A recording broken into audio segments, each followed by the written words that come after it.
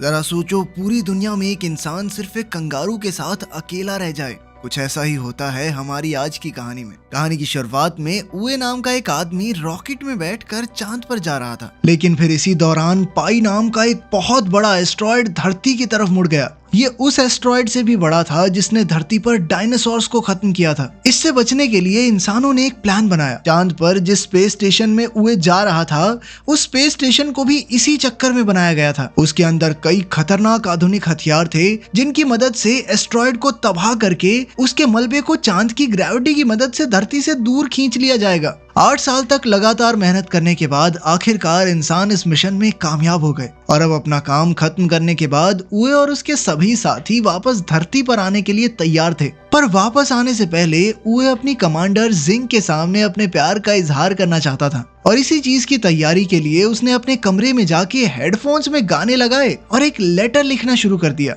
उसी वक्त जू नाम के एक एस्ट्रोनॉट ने घबराते हुए कमांडर जिंग को एक खबर दी। दरअसल ऐन वक्त पर उनके हथियारों में कुछ गड़बड़ी हो गई थी। अगले आधे घंटे में पाई एस्ट्रॉयड का सारा मलबा चांद पर गिरने वाला था। ये खबर मिलते ही कमांडर जिंग ने तुरंत ही स्पेस स्टेशन को खाली करने के ऑर्डर्स दे दिए, जिसके बाद सभी लोग पूरी रफ्तार से अपने अपने रॉकेट्स की तरफ भागने लग गए। लेकिन वहीं यूए अभी भी अपना लव लेटर लिखने में लगा हुआ था और कानों में लगे हेडफोन्स की वजह से उसे कोई वार्निंग अलार्म भी सुनाई नहीं दिया। पर कुछ ही मिनटों के बाद उसकी नजर पहले रॉकेट पर पड़ी, जिसे देखते ही वो पूरी रफ्तार से बेस स्टेशन की तरफ भागा। उस वक्त पर वहां 6 और रॉकेट्स मौजूद थे, जिन्हें देखकर उए को थोड़ी तसल्ली महसूस हुई। पर तभी अचानक से 5 रॉकेट्स एक साथ ही उड़ गए, जिसके बाद उए के पास सिर्फ एक आखिरी रॉकेट बचा था। उसने अपनी टीम के साथ संपर्क करने की कई नाकामयाब कोशिशें की, लेकिन फिर कोई दूसरा चारा न दिखने पर उसने अपने रोवर को पूरी रफ्तार से भगाना शुरू कर दिया। पर तभी उसके रास्ते में एक बहुत बड़ा गड्ढा आया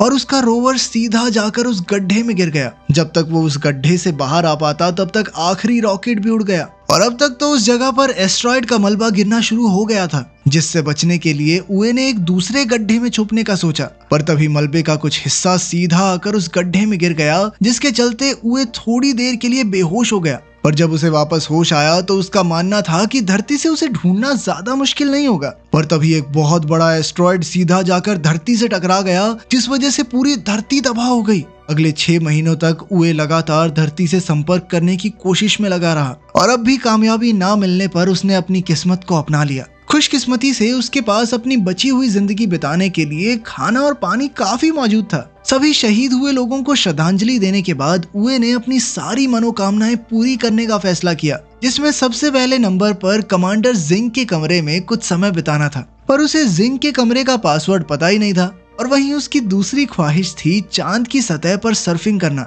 शुरुआत में तो वो बहुत बुरी तरह गिरता पड़ता रहा, पर कई दिनों तक लगातार कोशिश करने के बाद वो सर्फिंग करने में कामयाब हो गया। लेकिन अब भी उसे जिंग के कमरे का पासवर्ड नहीं मिला था और अब तो गुस्से में आकर उसने उस दरवाजे को ही उड़ा दिया, जिसके बाद उसने जिंग की एक तस्वीर के साथ डेट पर जाने का फैसला किया, जिस दौरान उससे गलती से जिंग के चेहरे के ऊपर केचप गिर गया और इसी मौके का फायदा उठाते हुए उसने जिंग की तस्वीर को किस कर लिया। पर वो इस बात से अनजान था कि उस वक्त स्पेस स्टेशन की पूरी टीम उसे अपने नए हेडक्वार्टर्स से देख रही थी और उसकी यह हरकत देखकर सभी लोगों ने अपना मुंह मोड़ लिया।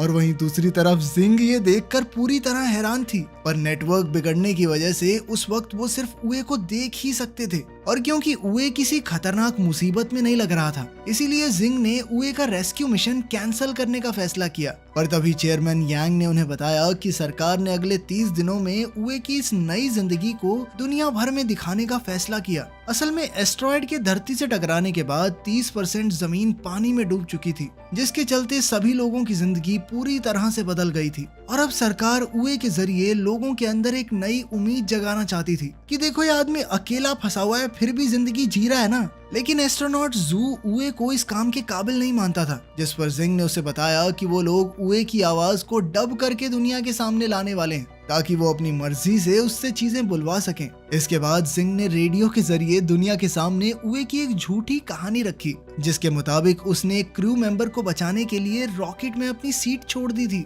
और साथ ही जिंग ने दुनिया को उए की नई जिंदगी के ब्रॉडकास्ट के बारे में भी बताया। उधर 196 दिन बीत जाने के बाद उए एक दिन अपनी एक दवाई लेने के लिए वेयर हाउस में गया और वहीं हेडक्वार्टर्स में उए की आवाज को डब करने के लिए फ्लूटिस्ट नाम के एक वॉइस ओवर आर्टिस्ट को बुलाया गया, पर उसे कोई भी स्क्रिप्ट नहीं दी गई और इस बार जब उए वेयरहाउस में पहुंचा तो उसकी नजर एक नई और अनजान चीज पर पड़ी, जिसे शुरुआत में उए ने एक लड़की समझा और उससे बातें करना शुरू कर दिया। पर जैसे ही वो उसके पास पहुंचा तो उसने देखा कि वो एक हट्टा कट्टा कंगारू था। और उसी समय पर जब लाइव स्ट्रीमिंग चालू की गई तो कैमरा सीधा उस कंगारू के चेहरे पर चला गया और इधर सभी चीजों से अनजान फ्लूटिस्ट ने भी कंगारू के होठों के हिसाब से डबिंग करना शुरू कर दिया। जिंग ने फ्लूटिस्ट को रोकने की कोशिश की पर तब तक बहुत ज्यादा देर हो चुकी थी और कई लोगों ने इस चीज को देख लिया था और अपनी इसी गलती के चलते जिंग और जू को चेयरमैन के सामने पेश होना पड़ा, जहां उन्होंने बताया कि उनकी रिसर्च टीम कॉन्ग नाम के कंगारू को बेस स्टेशन पर ही छोड़ आई है। और वहीं दूसरी तरफ फ्लूटिस्ट कोई असली वॉइस ओवर आर्टिस्ट नहीं बल्कि सोशल मीडिया पर अलग अलग चीजों का वॉइस ओवर करने वाला एक इन्फ्लुएंसर था। और अपनी इस गलती के बाद जिंग ने फैसला किया कि वो लोग वीडियो की डबिंग करने के बजाय उसे एक कहानी की तरह सुनाएंगे। उधर स्पेसशिप में कॉन्ग को अपने पास बुलाने के लिए उए ने एक फीमेल कंगारू का रूप लिया, पर जैसे ही कॉन्ग को उसकी असलियत के बारे में पता चला तो उसने उए को पीटना शुरू कर दिया, जिसे देखकर फ्लूटिस्ट जोर जोर से हंसने लग गया। इसके बाद जिंग ने सारी गलती की जिम्मेदारी अपने सर ले ली और तभी उसे एक और खबर मिली कि स्पेसशिप में कॉन्ग और उए के बीच एक फाइटिंग मैच होने वाला था। इसके बाद सभी लोग बड़े ही ध्यान से उस मैच को देखने में लग गए, पर तभी कॉन्ग ने अपनी ताकत दिखाते हुए उए को पेट मार के बेहोश कर दिया। उसकी इस हालत को देखकर जिंग ने उए से बात करने की कोशिश की और जब होश आने पर उसने कम्युनिकेशन चैनल पर लाइंस देखी तो वो खुशी से रोने लग गया। किसी को सुन ना पाने के बावजूद भी उसे इस बात की खुशी थी कि धरती पर लोग जिंदा हैं। आपस में समझौता करने के बाद उन दोनों ने अपने रोवर में बैठकर एक टूटे हुए अपोलो 18 के पास जाने का फैसला किया ताकि वो उसका इस्तेमाल लूनर स्टेशन पर पहुंचने के लिए कर सकें, जहां पर एक रॉकेट मौजूद था जिसकी मदद से वो वापस धरती पर चले जाएंगे। इधर उए ने अपनी पूरी ताकत लूनर डॉग को ढूंढने में लगा दी जो उए की मदद कर सकता था। इसके बाद उए ने अपना पूरा ध्यान स्पेसक्राफ्ट को फिर से बनाने में लगा दिया, जिसे देखकर सभी लोग काफी हैरान थे। और जब जिंग ने उसकी फाइल चेक की तो उसे पता चला कि असल में वो एक फ्लाइट डायनामिक्स इंजीनियर था जो कि फिलहाल मेंटेनेंस डिपार्टमेंट में काम कर रहा था। अपने 282वें दिन उए ने बताया कि उनके टूटे हुए इंजन की वजह से उनके रोवर की एक वेट लिमिट थी, जिसके चलते उसे कॉन्ग को वहीं छोड़कर आगे बढ़ना पड़ेगा। पर फिर भी कॉन्ग उसे जबरदस्ती वापस अपने बेस पर ले आया। पर तभी उए को याद आया कि वो यहाँ मौजूद एक हथियार को प्रोटोटाइप इंजन की तरह इस्तेमाल कर सकते हैं, लेकिन इसमें काफी ज्यादा खतरा था। पर इसके बावजूद भी कॉन्ग उसका साथ देने के लिए तैयार था। उसकी ये बात सुनकर एस्ट्रोनॉट जू ने पूरी टीम को बताया कि ये काम हो जरूर सकता है, पर सूरज ढलने से पहले उसे बेस पर लाना काफी ज्यादा मुश्किल था, क्योंकि प्रोटोटाइप इंजन सोलर पावर से काम करता था और चांद का एक दिन धरती के 14 दिनों के बराबर होने के बावजूद भी अगर उए उसे लगातार ड्राइव करता रहा तो भी वो वहां तक नहीं पहुंच पाएगा। सबका मानना था कि ये काम नहीं हो सकता, पर सूरज ढलते ही उए ने उल्टी तरफ ड्राइव करना शुरू कर दिया। दरअसल वो सूरज की रोशनी से बाहर इसलिए नहीं जा सकता था क्योंकि चांद पर सूरज हटते इतनी ज्यादा ठंड हो जाती है कि वो मारा जाता। और ये देखते ही जिंग समझ गई कि उए लगातार सूरज का पीछा करने वाला है ताकि उसके पास पूरे 41 दिनों का समय हो जाए। पर 28वें दिन ही कॉन्ग और उए पूरी तरह से थक चुके थे और इसीलिए उन दोनों ने एक दूसरे को आपस में रस्सी से बांध लिया था। और कई दिनों तक लगातार ड्राइव करने के बाद वो लोग आखिरकार इंजन तक पहुंच ही गए। वहां पहुंचते ही कॉन्ग ने लगातार एक बटन को दबाना शुरू कर दिया, पर खुशकिस्मती से वो कोई उल जलूल बटन नहीं, बस इंजन चेक बटन था। और उसकी इन्हीं खतरनाक हरकतों की वजह से उए ने उसे काट के अंदर ही बंद कर दिया। इसके बाद वो दोनों वापस अपने बेस के लिए निकल गए, पर रास्ते में कॉन्ग का काट इंजन से अलग हो गया। और जब तक उए को इस चीज का एहसास हुआ तब तक काफी समय बीत चुका था। उए जानता था कि अगर वो कॉन्ग को लेने के लिए वापस गया तो सूरज की रोशनी उसके हाथ से निकल सकती है। उए ने एक बार तो कॉन्ग को वहीं छोड़कर आगे बढ़ने का फैसला किया और उसकी ये हरकत देखकर सभी लोग काफी हैरान थे। पर कुछ ही मिनटों बाद वो पूरी रफ्तार से वापस कॉन्ग की तरफ मुड़ गया और थोड़ी देर तक वापस चलने के बाद वो आखिरकार कॉन्ग तक पहुंच ही गया। पर अब सभी कैलकुलेशंस के बाद सबका मानना था कि वो लोग समय रहते वापस नहीं लौट पाएंगे। इसीलिए जिंग ने सभी लोगों को जल्द से जल्द लूनर डॉग को ढूंढने का आदेश दिया ताकि उसकी बैटरी की मदद से उए वापस अपने बेस तक पहुंच सके। इधर काफी समय से बिना सोए लगातार गाड़ी चलाने की वजह से उए और कॉन्ग दोनों ही काफी ज्यादा थक चुके थे। पर तभी सूरज ढलने की वजह से अब उनके पास सिर्फ 5 घंटे की बैटरी बची थी। पर तभी लूनर डॉग अचानक से एक्टिवेट हो गया पर पावर सेविंग मोड में होने की वजह से वो उन दोनों को नहीं ढूंढ सकता था। उधर बेस से 55 किलोमीटर दूर बैटरी खत्म होने की वजह से कैबिन पूरी तरह से जम चुका था और मजबूरन उए और कॉन्ग को शिप से बाहर आना पड़ा। उधर एस्ट्रोनॉट जू ने लूनर डॉग का कंट्रोल अपने हाथ में लेकर उसे उए तक पहुंचाने का फैसला किया, पर रास्ते में ही बैटरी खत्म होने की वजह से लूनर डॉग एक बहुत बड़े गड्ढे में गिर गया, जिसे देखकर धरती पर सभी लोग बहुत निराश थे। उधर उए और कॉन्ग तारों को देखते हुए आपस में बातें कर ही रहे थे कि तभी उए एक बार फिर से जिंग की यादों में खो गया और तभी थोड़ी देर बाद जब उसे होश आया तो उसने देखा कि कॉन्ग एक कांच की रिफ्लेक्शन का पीछा करते हुए इधर उधर भाग रहा था। इससे उए को एक आइडिया आया और उसने कॉन्ग की पीठ पर एक स्लेज बांध दिया, जिसके बाद उसकी सर्फिंग प्रैक्टिस बहुत काम आई। अब वो दोनों बड़ी ही तेजी से आगे बढ़ रहे थे, पर तभी उनके सामने एक बहुत बड़ा गड्ढा आ गया, जिसे पार करने के लिए उए ने बड़ी ही चालाकी से नाइट्रोजन टैंक्स का इस्तेमाल किया। उसकी ये कामयाबी देखकर धरती पर सभी लोग काफी ज्यादा खुश थे और अब उन सभी में एक नई उम्मीद जाग गई थी। दूसरी तरफ अपनी बहादुरी की वजह से उए को धरती पर कई सम्मान मिले, जिन्हें लेने के लिए चेयरमैन खुद जाया करते थे। तभी जिंग ने चेयरमैन को बताया कि आने वाले 3 महीनों में कम्युनिकेशन लाइंस ठीक होने वाली थी, जिसके बाद वो लोग उए से संपर्क कर सकते हैं। धीरे धीरे चीजें वापस से ठीक होने लगी थी, पर कोई ये नहीं जानता था कि पाई एस्ट्रॉइड का एक बहुत बड़ा हिस्सा अभी भी खतरा बनकर उन सभी का इंतजार कर रहा था। उधर उए और कॉन्ग आपस में खेल रहे थे कि तभी कॉन्ग ने गलती से कुछ तारों को छू दिया, जिसके बाद उए को स्क्रीन पर पिछली बार की तरह कुछ सिग्नल्स दिखाई दिए। ये देखकर अब उए को लग रहा था कि शायद धरती पर कोई जिंदा नहीं बचा है और शायद पहले भी कॉन्ग ने इसी तरह तारों से कुछ छेड़खानी कर दी होगी और तब वो सिग्नल आए होंगे। ये देखकर उए काफी ज्यादा उदास हो गया और उधर जिंग ने अपनी पूरी ताकत से कम्युनिकेशन लाइंस ठीक करने का काम शुरू करवा दिया। कुछ दिनों बाद उए ने कॉन्ग के लिए एक महिला कंगारू का खिलौना तैयार किया और खुद सब खत्म करने के लिए शिप से बाहर चला गया।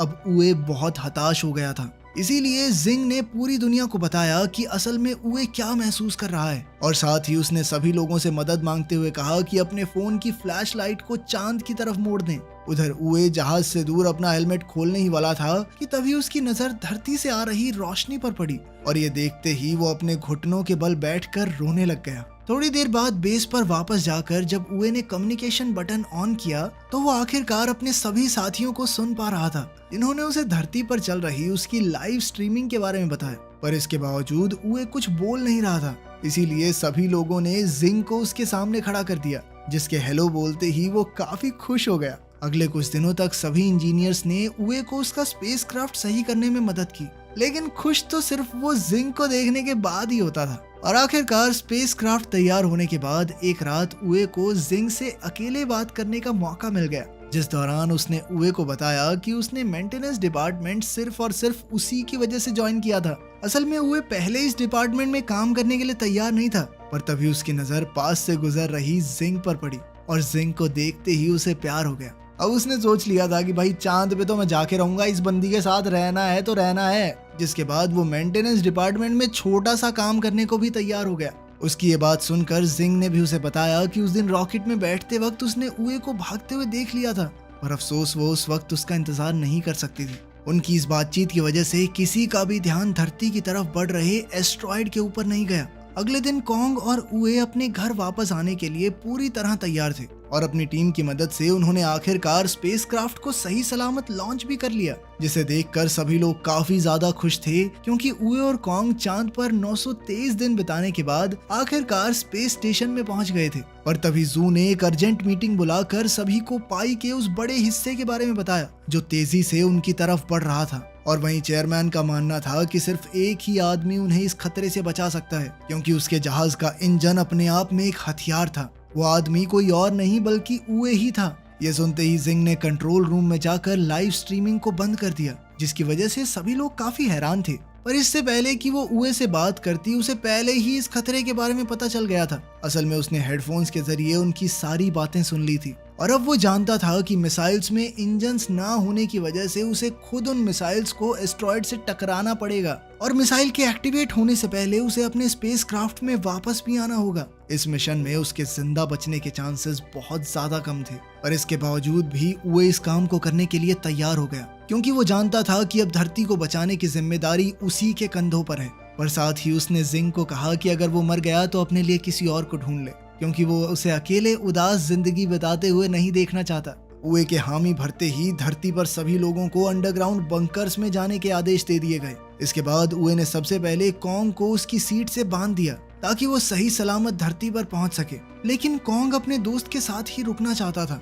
दोनों के अलग होते ही उए का सामना कई सारे पत्थरों से हुआ और उन्हीं में से एक पत्थर से टकराने के बाद उसका स्पेसक्राफ्ट गोल गोल घूमने लग गया, जिसे रोकने के लिए उए ने अपने कंपार्टमेंट को क्राफ्ट से अलग कर दिया। जिसके बाद मिसाइल्स तो एकदम ठीक थी, पर अब उनका इंजन अलग हो चुका था। तभी जिंग ने उसे बताया कि पाई का वो हिस्सा उसके करीब से होकर गुजरने वाला था और वो किसी भी हाल में उए की बलि नहीं चढ़ाना चाहती। पर यह बात सुनते ही उए ने उसे बताया कि उसे अभी सिर्फ धरती को बचाने के बारे में सोचना चाहिए और साथ ही उए ने अपने जहाज को एस्ट्रॉयड की तरफ मोड़कर लाइव स्ट्रीम को शुरू करने को कहा।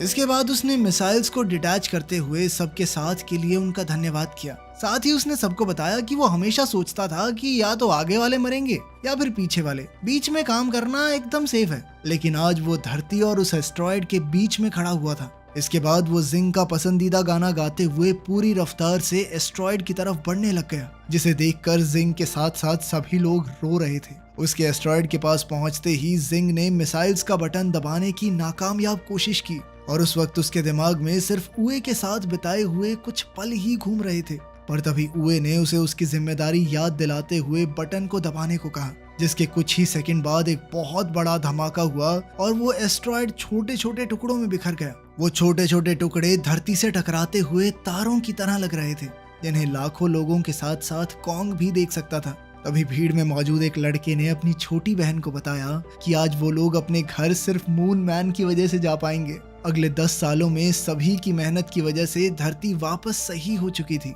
और तभी स्पेस प्रोग्राम की नई चेयरमैन लैसी ने सभी को बताया कि अब इंसान एक बार फिर से चांद पर जाने वाले हैं और उधर जिंग भी एक बार फिर चांद पर जाने के लिए तैयार थी, जहां पहुंचते ही उसे उए के चांद पर बिताए हुए पल दिखाई दे रहे थे, जिन्हें देखते हुए उसकी आंखों में खुशी के आंसू थे। इसके बाद अपनी एक साथी के साथ धरती को देखते हुए उसने बताया कि 10 साल पहले फटे एस्ट्रॉयड का मलबा आज धरती के चारों तरफ एक रिंग की तरह घूम रहा था, जो उन्हें हमेशा हमेशा मून मैन की याद दिलाता रहेगा। अगर आपको मौका मिले तो क्या कभी पृथ्वी से बाहर जाना चाहेंगे? कमेंट्स में जरूर बताना। मिलते हैं अगली वीडियो में।